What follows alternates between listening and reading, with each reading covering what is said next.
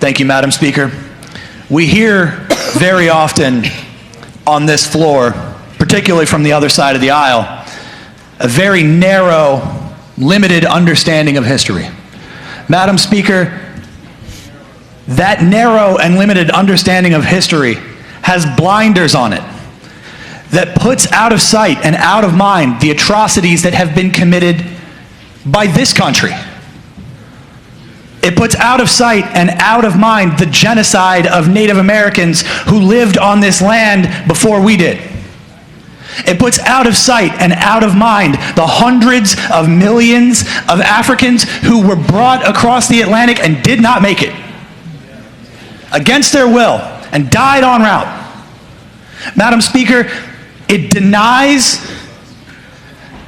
the fundamental reality of what happened in Spain in the 1930s, where the United States government's opposition to working with socialists allowed a fascist dictatorship to take place under Francisco Franco, who was directly supported with military aid by Benito Mussolini and Adolf Hitler.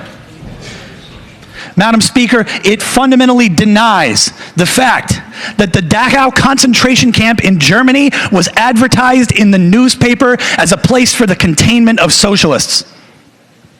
Madam Speaker, it fundamentally denies the million socialists that were murdered in Indonesia in the 1960s. It fundamentally denies the socialists that were murdered by this government and people that this government supported in Central and South America throughout the 1970s, 1980s, and 1990s.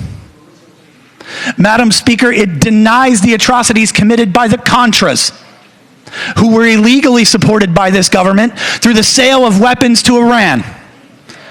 It denies the people who died in the overthrowing of the Chilean government at the behest of mineral mining interests. It denies the deaths of those who were murdered in Iran when their government was overthrown with the support of the United States government at the behest of oil interests. It fundamentally denies the socialists that have been murdered by the United States government here in the United States, Madam Speaker. It fundamentally denies that people who believe what I believe, that people have a right to own and democratically operate their workplace. That's all. People who believe that folks have a right to own and democratically operate their workplace and to not go hungry in the streets have been rounded up and murdered in this country. Madam Speaker, it denies the people who died in Philadelphia when the Philadelphia Police Department bombed a neighborhood of row houses because there were socialists living in one of them. Madam Speaker, it denies the trade union members who have been murdered on the picket lines at the Battle of Blair Mountain, the Embarcadero Massacre in San Francisco, the Haymarket Massacre in Chicago. Madam Speaker, it fundamentally denies all those people who stood up and fought for peace and freedom and liberty. The freedom from want, the freedom from hunger, the freedom from persecution, and were killed for it. Madam Speaker, I've ignored these comments for far too long. I have not mentioned on this floor how members from the other side of the aisle repeatedly talk about cultural Marxism as though that is not a chapter in Mein Kampf.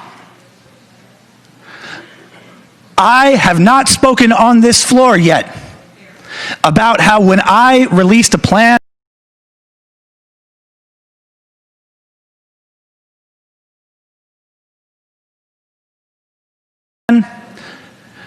to guarantee health care for all 8.5 million Virginians, a member of that party's leadership sent out a mailer to 11,000 homes that compared me to Joseph Stalin. Madam Speaker, I will no longer stand here and allow them to revise history.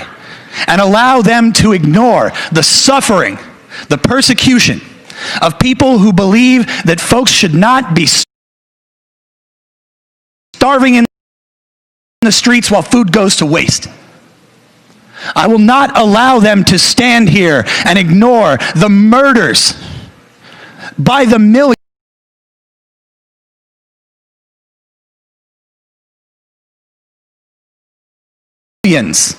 that have been committed to stop that peace and freedom and equality.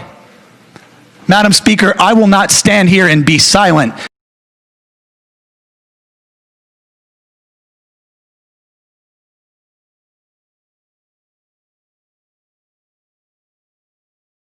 anymore. This must end. Thank you.